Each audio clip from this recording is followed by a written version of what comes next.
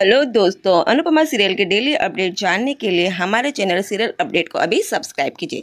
Serial की शुरुआत में दिखाई देता है कि जसप्रीत बहुत गुस्से में नजर आती है क्योंकि उसका बॉस उसे नौकरी से निकाल रहा होता।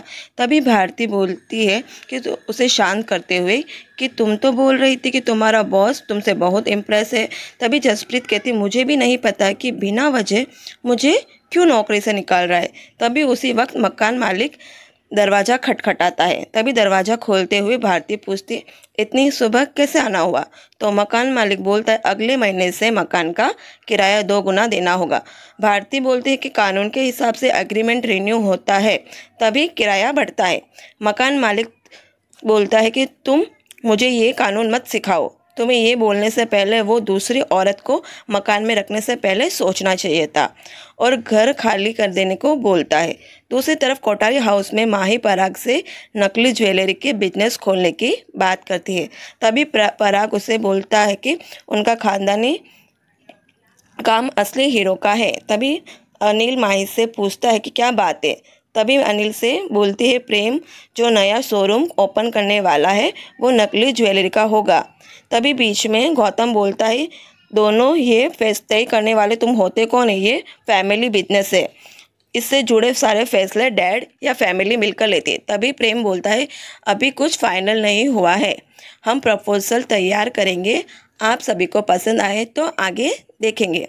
माही बोलती है, प्रपोजल बहुत अच्छा है, मना नहीं करेगा कोई।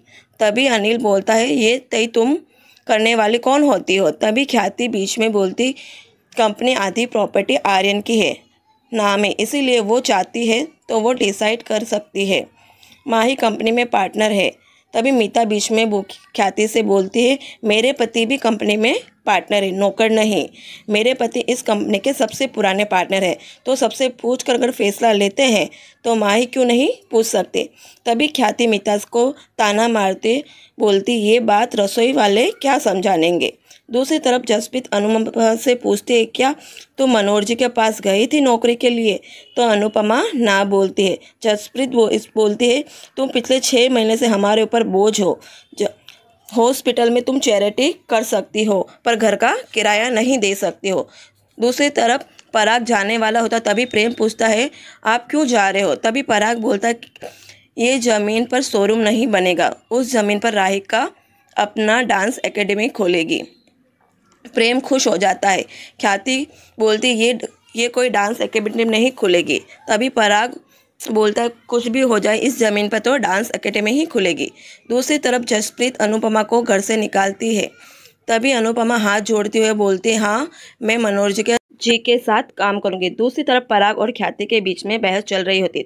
तभी मोटिबा बीच में आती और आकर बोलती, ख्याति हम सब जानते हैं आर्यन के दुख से बाहर नहीं आ पाई हो, इसका मतलब ये नहीं कि तुम किसी को कुछ भी बोल सकती हो, खास करके पराग को। पराग तुम्हारे दुख को जानता है इसीलिए कुछ नहीं बोलता है।